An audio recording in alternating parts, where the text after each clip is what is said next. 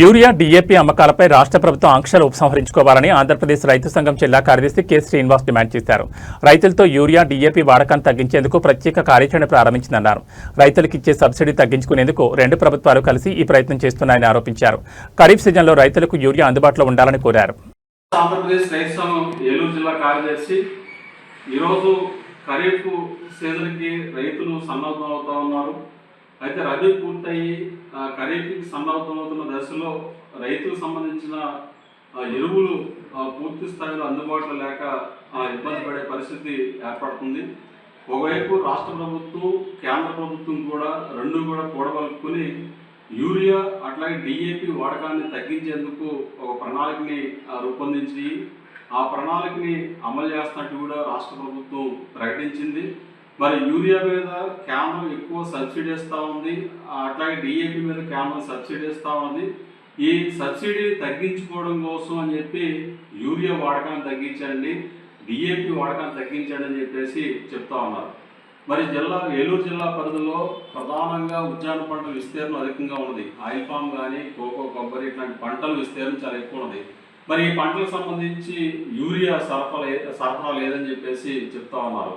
అంటే రైతులకి అవసరమైన యూరియా కానీ డిఏపి కానీ ఏ మేరకు వినియోగించాలో వ్యవసాయ శాఖ చెప్తా ఉంది. ఆ మేరకు వినియోగించడానికి కూడా అనేక ఆంక్షలు పెట్టి అది సరఫరా తగ్గించి వేసి ఇవాళ రైతులకి యూరియా డిఏపి అందుబాటులో లేకుండా చేయడం చాలా అన్యాయం అని చెప్పేసి మేము రైతు సంఘంగా భావిస్తూ ఉన్నాం. అంటే కేంద్ర ప్రభుత్వం యూరియాని వినియోగాన్ని తగ్గిస్తే కనుక బస్తాకి 2,500 రూపాయలు రాష్ట్ర ప్రభుత్వానికి ఇన్సెంటివ్లుగా ఇస్తామని చెప్పేసి కేంద్రం చెప్పడంతో దానికి ఆశపడి యూరియా వినియోగాన్ని తగ్గించే ప్రయత్నం చేస్తూ ఉన్నారు. మరి వ్యవసాయంలో ఎరువులు వాడకం తగ్గించడం అంటే దానికి ఆల్టర్నేటివ్గా ప్రకృతి వ్యవసాయం ఇట్లాంటి పద్ధతులు అనుసరిస్తున్నా సరే అది పూర్తి స్థాయిలో రాకుండా ఎరువులు వినియోగం తగ్గించేయడం వల్ల దిగుబడులు తగ్గి రైతులు నష్టపోయే పరిస్థితి ఏర్పడుతుంది. మరి ఇట్లాంటి ప్రభుత్వాలే కొరత సృష్టించి ప్రభుత్వాలే నియంత్రణ పెట్టి ఈ రకంగా చేయడం ద్వారా ప్రభుత్వాల సబ్సిడీని తగ్గించుకోవడం కోసం రైతులు ఇబ్బంది పెట్టడం సరైన పద్ధతి కాదని చెప్పేసి మేము భావిస్తా ఉన్నాం.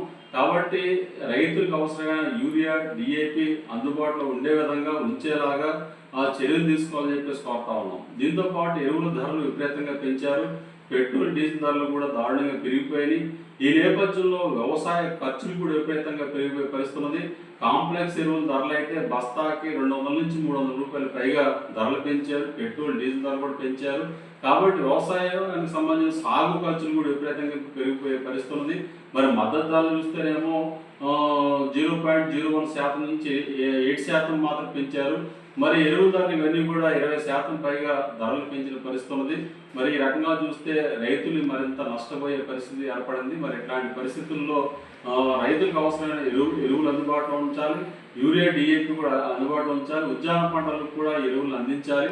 అంతేకాకుండా ఈ ఖరీఫ్ సీజన్లో ఎరువులు కొరత రాకుండా తగు చర్యలు తీసుకోవాలని చెప్పి ఆంధ్రప్రదేశ్ రైతు సంఘం తరఫున ప్రభుత్వాన్ని మేము కోరుతాము.